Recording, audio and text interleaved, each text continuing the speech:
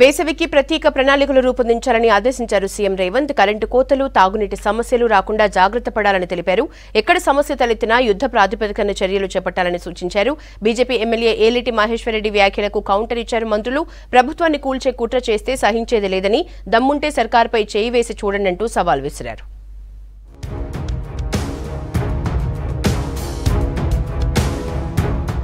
రాష్ట్రంలో కరెంటు కోతలు, నీటి సమస్యలు రాకుండా పగడ్బందీ చర్యలు తీసుకోవాలని అధికారుల్ని సీఎం రేవంత్ ఆదేశించారు. సెక్రటేరియట్లో వేసవి ప్రత్యేక ప్రణాళికలపై సంబంధిత అధికారులతో సుదీర్ఘంగా చర్చించారు.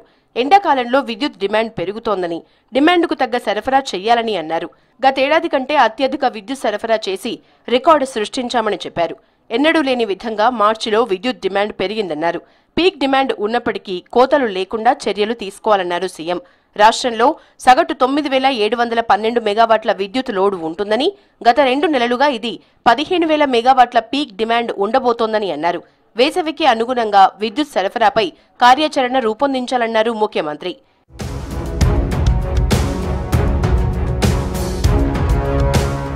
ఇటు తాగునీటి సమస్యపై రివ్యూ చేసిన సీఎం రేవంత్ యుద్ధ ప్రాతిపదికన చర్యలు చేపట్టాలని డిమాండ్ చేశారు.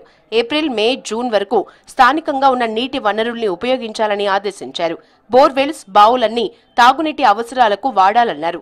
సమస్య ఉన్న చోట యుద్ధ ప్రాతిపదికన చర్యలు తీసుకోవాలని కలెక్టర్లకు సీఎం ఆదేశించారు. వేసవి కోసం ప్రత్యేకంగా గ్రామాల వారీగా డ్రింకింగ్ వాటర్ యాక్షన్ ప్లాన్ తయారు చేసుకోవాలని చెప్పారు. మున్సిపాలిటీ, కార్పొరేషన్ల పరిధిలో తాగునీటి కోసం వాటర్ ట్యాంకర్లను సిద్ధంగా ఉంచాలని సూచించారు.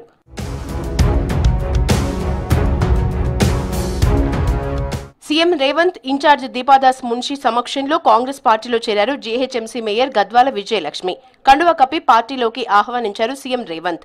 విజయలక్ష్మితో పాటు ఆమె సోదరుడు వెంకట్ కూడా పార్టీలో చేరారు.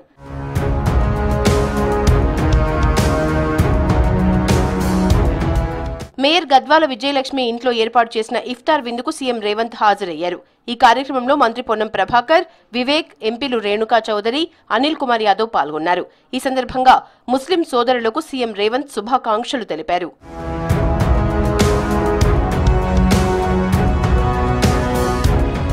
ఉమ్మడి నల్గొండ జిల్లాలో పర్యటిస్తారంటున్న కేసీఆర్ ఏ మొహం పెట్టుకుని వస్తారని ప్రశ్నించారు మంత్రి కోమటిరెడ్డి వెంకటరెడ్డి. మఠంపల్లి మండలం మిట్టపల్లిలో పర్యటించిన మంత్రులు పార్లమెంటు నియోజకవర్గ సన్నాహక సమావేశంలో పాల్గొన్నారు. కేసీఆర్ వల్లే ఉమ్మడి నల్గొండ జిల్లా కరువుగా తయారైందని చెప్పారు. భువనగిరిలో కాంగ్రెస్ కు ఎదురే లేదన్నారు. తమ ఫోకస్ అంతా గెలుపుపై కాదని, మెజారిటీపైనే ఉంటుందని అన్నారు. నల్గొండలో అత్యధిక మెజారిటీ రాబోతోందన్నారు మరో మంత్రి తుమ్మల. 5 ఏళ్లలో ఉమ్మడి నల్గొండ జిల్లాను అన్ని రంగాల్లో అభివృద్ధి చేస్తామన్నారు ఉత్తమ్ కుమార్ రెడ్డి. కార్యకర్తల కష్టం వల్లే నేడు కాంగ్రెస్ అధికారంలోకి వచ్చిందన్నారు ఇన్ఛార్జ్ దీపాదాస్ మున్షి. భూమి కనబట, రాళ్ళు కనబట, చెరువులు కనబట కబ్జా చేసే నాయకుడు ఆయన ఒక జాతీయ పార్టీ అభ్యర్థి. ఇంకో టీఆర్ఎస్ అభ్యర్థి కూడా నాకే తెలియదు ఆయన. అందుకనే మీ అందరికి కూడా చెప్తున్నా, ఇవాళ పోటీ ఎవరికంటే పనిచేసే ప్రభుత్వం మనది. 10 సంవత్సరాలు పని ఎక్కొట్టి పాములలో పండుకున్న మధ్యలో జరిగే పోటీ ఇది. ఈ పోటీలో కేసీఆర్ బుద్ధి చెప్పాలి. నరేంద్ర మోదీ బీజేపీ ప్రభుత్వం అన్ని విధాలుగా మోసం చేసింది. నేను పార్లమెంట్ సభ్యుడిగా మనం చేస్తున్నా. 2016లో, 2017లో, 2018లో, 2019లో, 2020లో కేంద్రంలో ఉన్న బీజేపీ ప్రభుత్వం రైతుల ఆదాయం రెట్టింపు చేస్తామని చెప్పి పార్లమెంట్ లో హామీ ఇచ్చారు. 2022లో కూడా రైతుల ఆదాయం రెట్టింపు చేస్తామని చెప్పారు. రెట్టింపు చేయకపోగా రైతుల ఆదాయం నరేంద్ర మోదీ, కేసీఆర్ సమయంలో సగానికి పడిపోయింది. आप नालगोंडा को हमेशा कांग्रेस के बहुत मजबूत भीम दिया है, बहुत मजबूती से आप लोग रक्षा किया है. आप लोगों के बिना तेलंगाना में कांग्रेस सरकार नहीं बन सकती थी.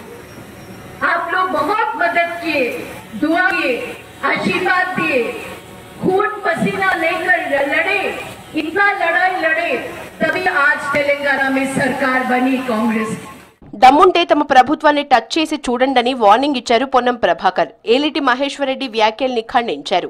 బీసీలకు బీజేపీ, బీఆర్ఎస్ ఏం చేసిందని నిలదీశారు. కోర్టులలో అప్లికేషన్లు తీసుకుని బీసీ బంధు ఎంతమందికి ఇచ్చారని ప్రశ్నించారు.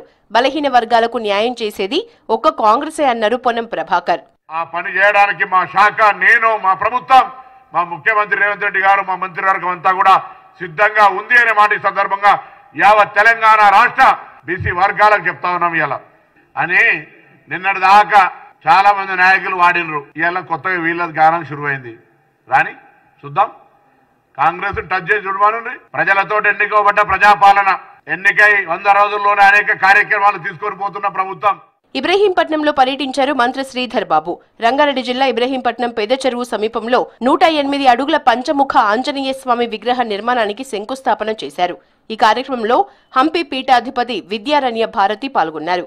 తెలంగాణలో తొలి ఎత్తైన పంచముఖ హనుమాన్ విగ్రహం స్థాపించడం శుభ పరిణామమన్నారు శ్రీధర్ బాబు.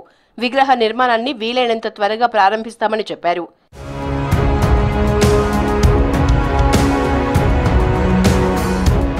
బీజేపీ ఎమ్మెల్యే మహేశ్వర్ రెడ్డి వ్యాఖ్యల్ని ఖండించారు మంత్రి కోమటిరెడ్డి వెంకటరెడ్డి. కాంగ్రెస్ లో చేరేందుకు తన సహాయం కోరిన ఏలేటి ఇవాళ తనను విమర్శించడం విడ్డూరమన్నారు. మహేశ్వర్ రెడ్డి ఓ రాజకీయ జోకర్ అంటూ ఫైర్ అయ్యారు. 5 ఏళ్లకోసారి పార్టీ మారే ఏలేటికి తనను విమర్శించే నైతిక హక్కు లేదన్నారు.